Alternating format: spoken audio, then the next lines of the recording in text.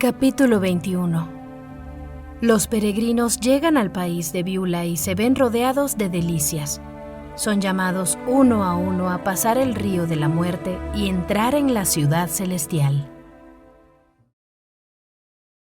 En cuanto lograron salir de la tierra encantada, los vi llegar al país de Beulah, donde el sol brilla de día y de noche.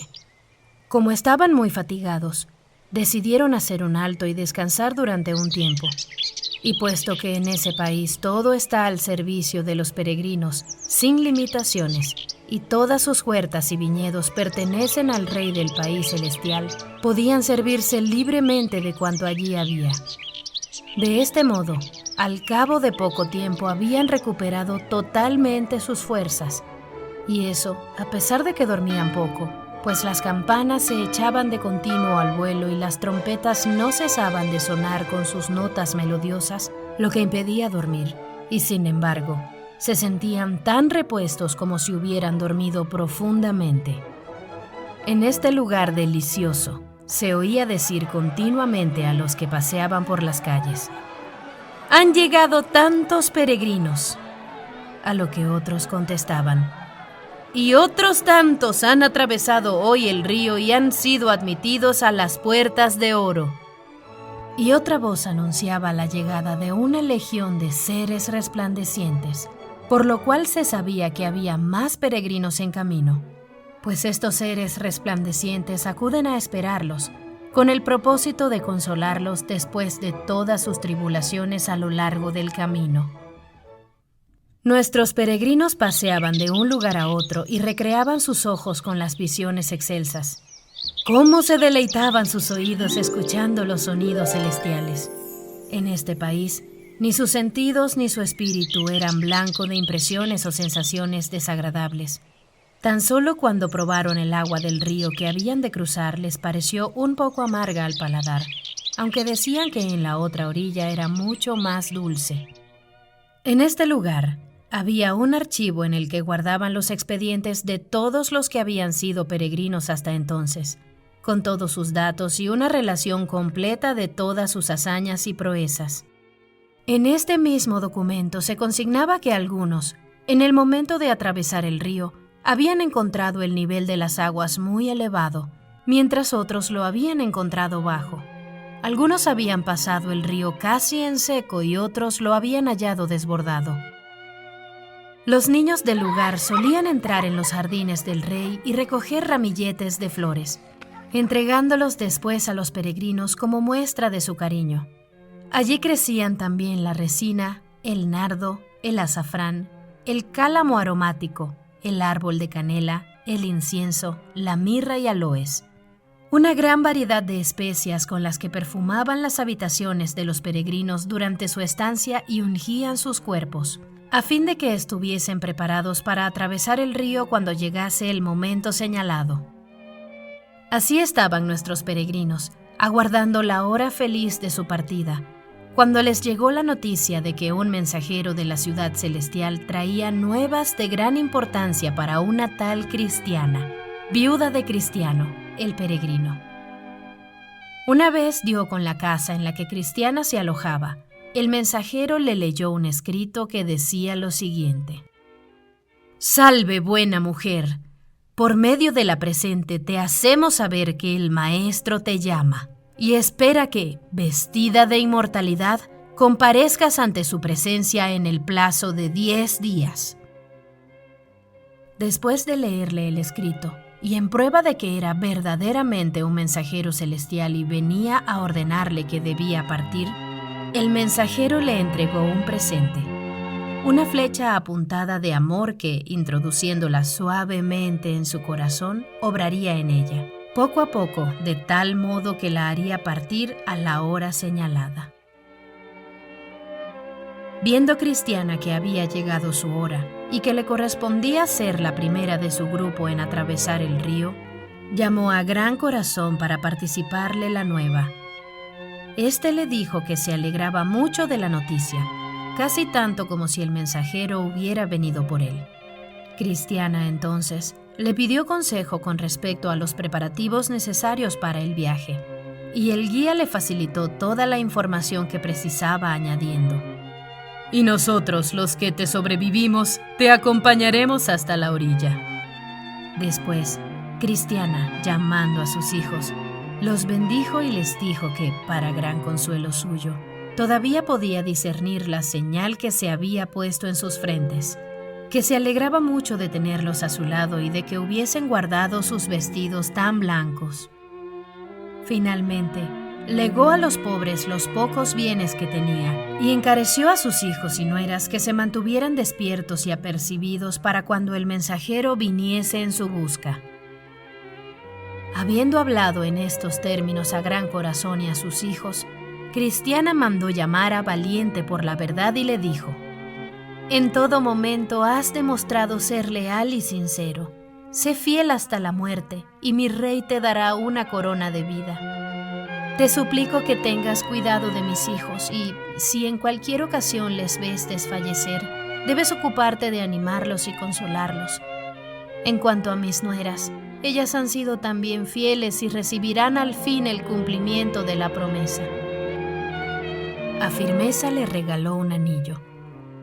Luego hizo venir al anciano Integridad y de él dijo: «He aquí un verdadero israelita, en el cual no hay engaño».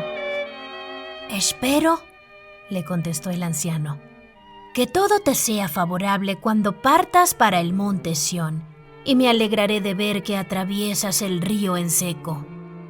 Pero Cristiana le respondió: «Bien sea que lo pase en seco o con aguas profundas, mi anhelo es partir, porque sea cual sea la situación de las aguas durante la travesía, tiempo tendré al llegar allí para descansar y secar mis vestidos». Después entró para verla pronto a caer. A Cristiana le dijo: «Tu viaje ha sido difícil, por ello el reposo te parece ahora tanto más dulce, pero vela y permanece preparado, porque el mensajero podría llegar a la hora en que menos lo esperas».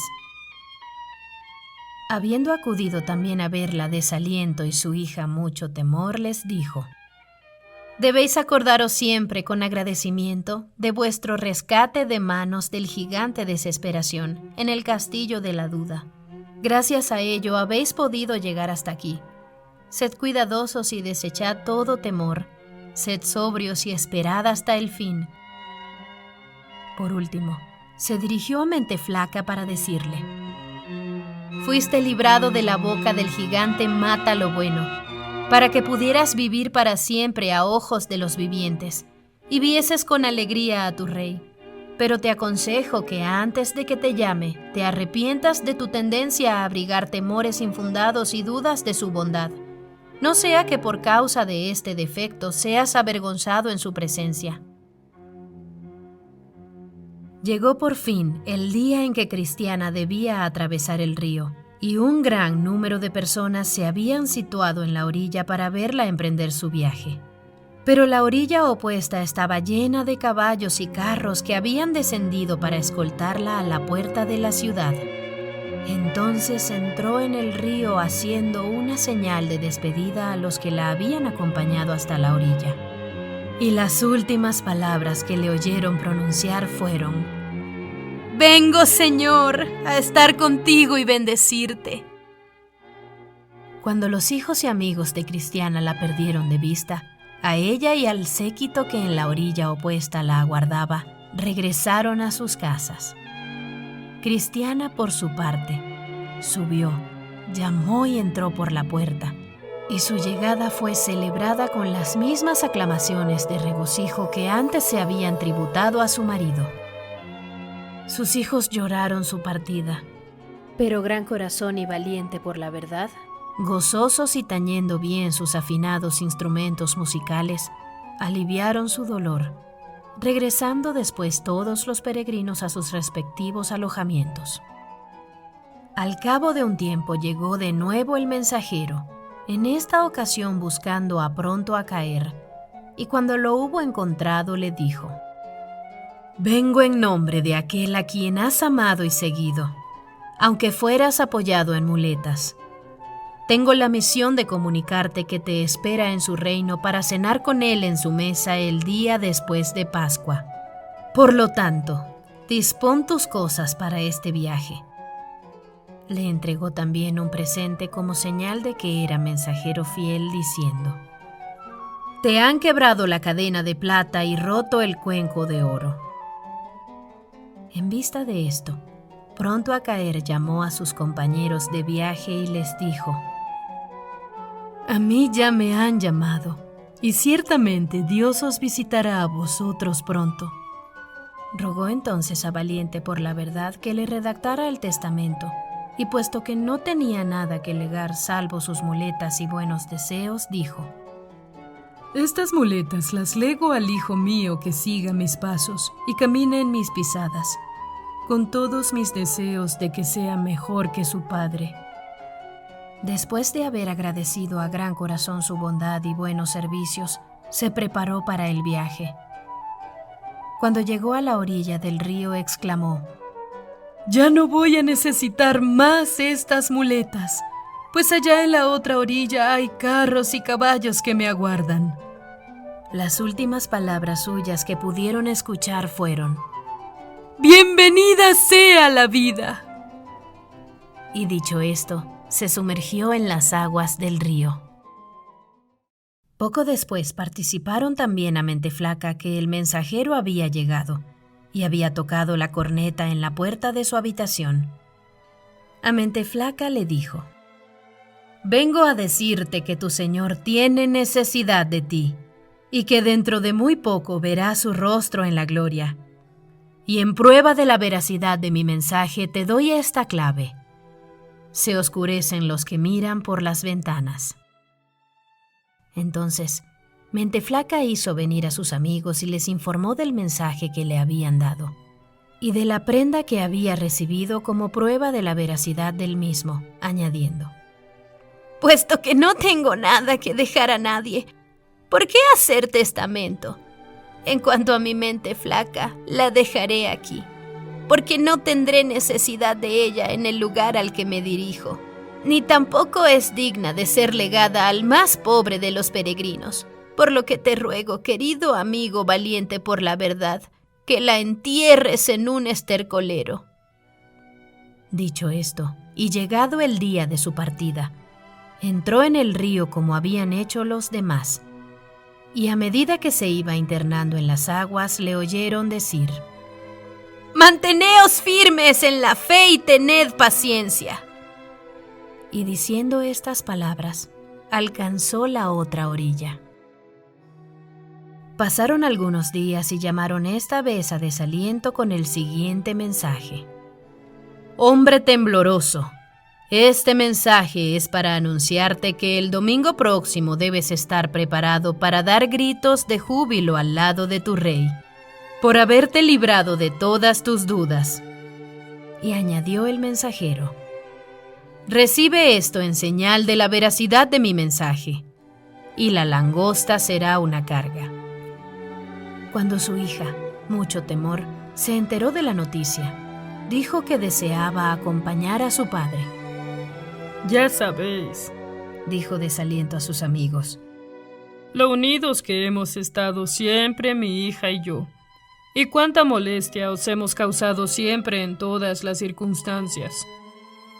Nuestro testamento es que, desde el día de nuestra partida, nadie más participe nunca de nuestros serviles temores y desconfianzas, pues sé que después de nuestra muerte tratarán de apoderarse de otros peregrinos. A decir verdad, se trata de fantasmas a los que dimos cobijo cuando iniciamos nuestro peregrinaje, y ya no nos fue posible deshacernos de ellos.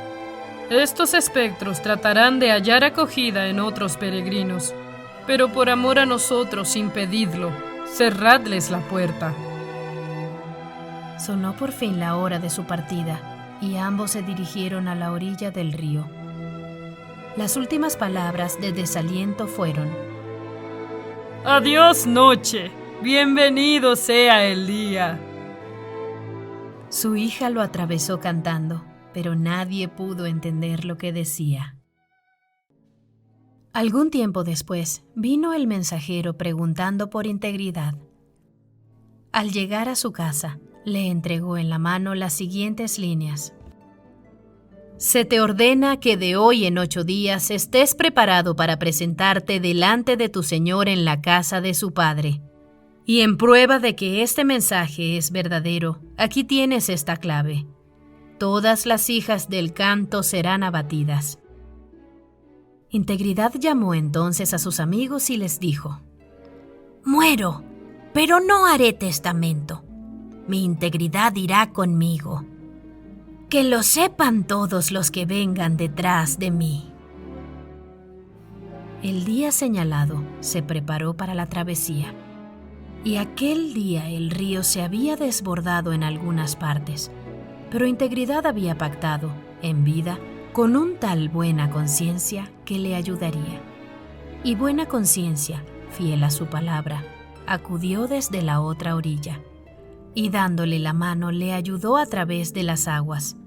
Así partió Integridad de este mundo, con las siguientes palabras: Reina la gracia. También, a Valiente por la Verdad llamaron a través del mismo mensajero, que esta vez, como testimonio de que el aviso era legítimo, le dijo: Tu cántaro se ha quebrado junto a las fuentes. Comprendiendo el mensaje, Valiente por la Verdad lo puso en conocimiento de sus amigos, diciéndoles: Voy a la casa de mi padre, y aunque he llegado hasta aquí con mucha dificultad, ya no me pesan los trabajos y molestias que el viaje me ha ocasionado. Dejo mi espada a aquel a quien corresponda ser mi sucesor como protector de peregrinos, y mi valor y pericia a quien pueda lograrlos. Llevaré conmigo mis cicatrices, para dar testimonio de que he peleado la buena batalla por aquel que será ahora mi galardón. El día de su partida, muchos le acompañaron hasta la orilla, y entrando en el río exclamó: ¡Oh muerte! ¿Dónde está tu aguijón? Y luego, sumergiéndose en las aguas: ¡Oh sepulcro! ¿Dónde está tu victoria? Con estos gritos de triunfo, alcanzó la otra orilla y fue recibido al son de trompetas.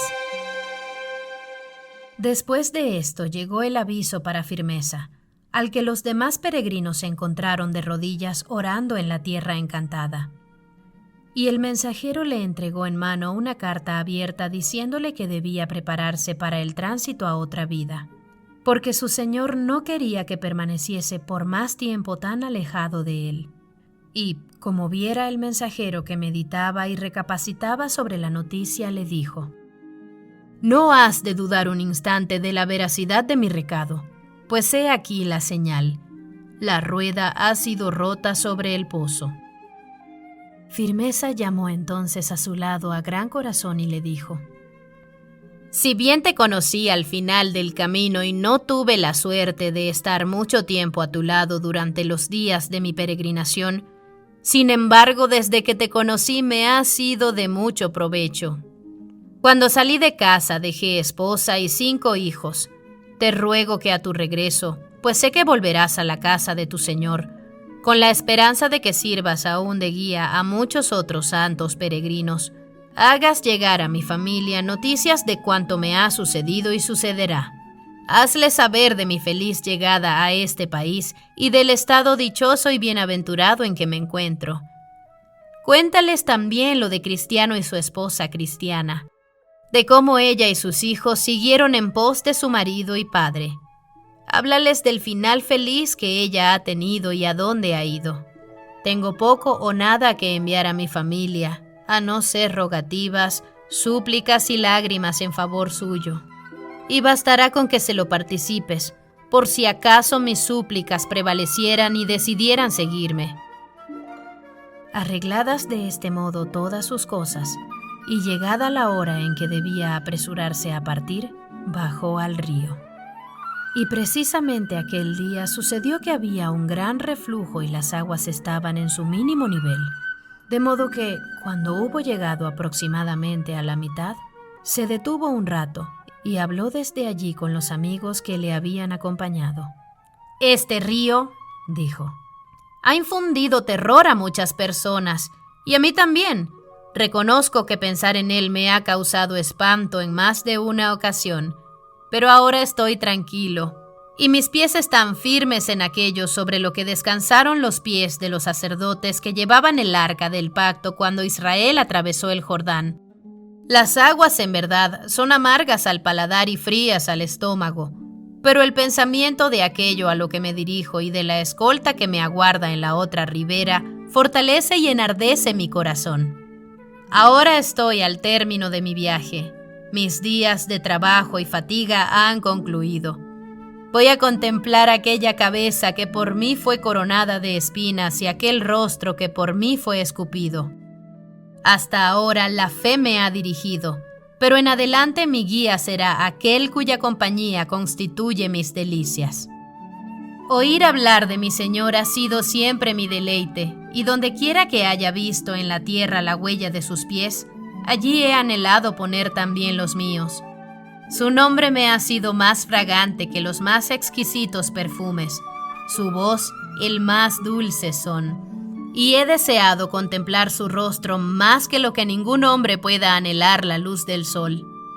Su palabra me ha servido de alimento escogido y de antídoto contra mis desmayos. Me ha sostenido y guardado de mis iniquidades. Sí, mis pasos los ha fortalecido en su camino. Mientras hacía este discurso, su rostro sufrió una transformación.